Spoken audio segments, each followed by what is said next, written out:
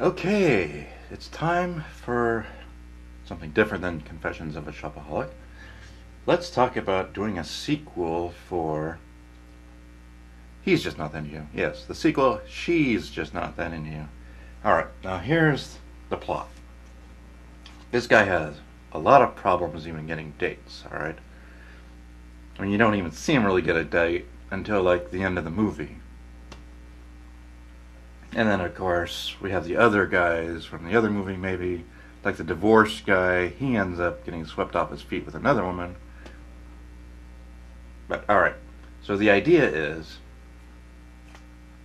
that what about the guy that has problems, where he's given out his number and the women don't call? And it's like, wait a minute now, I gave you my number. It's kind of like that time when I gave a woman a number back in '99 and she said, oh, call me. You know, give me your number, I'll call you sometime. And she never called. It's like, what is up with that? Anyway. Alright, so, guy walks into a bar, and it's costume night. So all these women are dressed as princesses, alright? So they're all dressed as princesses. He walks up to one of them, proposes marriage, and she says, well, what might you think about it? I'll get back to you on that. Yeah, give me your number. I'll call you sometime. All right, anyway. Anyway.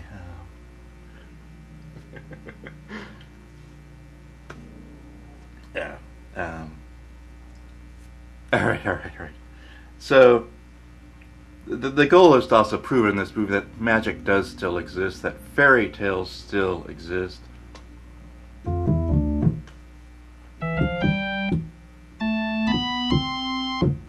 Yes, fairy tales do still exist. It's possible to find the magic. Yes, that spark. Because in the first movie they talked about, oh, that spark is just all made up. Well, it's not made up. It does exist. That's what fairy tales are all about. So anyway, yeah, it's possible to find magic. It's possible. I mean, how many people have been swept off their feet the first time they met someone? I mean, seriously, yeah, I think it's possible. I mean, I myself have proposed marriage to women that were complete strangers, like that one Halloween, woman dressed up as Cinderella. And it just seems like, yeah. So yeah, I think it's quite possible. I mean, you see this woman at the mall wearing such a beautiful gown, she's not with the guy, and there's just this magic, like, wow, I could spend the rest of my life with this woman. So yeah, I think it's quite possible. But then you find out that there's this boyfriend or something, you know. Maybe that could be in the movie too. You know, this guy, asks out all kinds of women.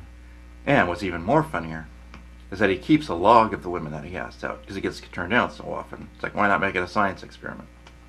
It's like, as long as I'm getting turned down, why not make a log of it? See what answers women come up with.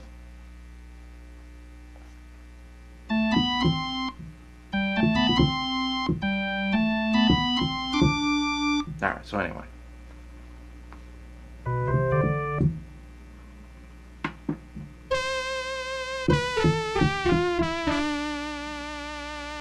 So the main goal here is to prove that magic still exists.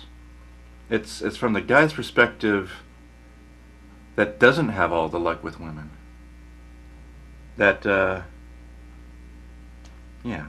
You also look at movies like Bruce Almighty. It's like, what if this guy was still living at home, his career was going nowhere, he wasn't with the woman, then it might be more believable.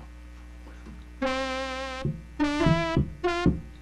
mean, the problem with that movie is that, yeah, he did have so much, and he didn't realize it, sure.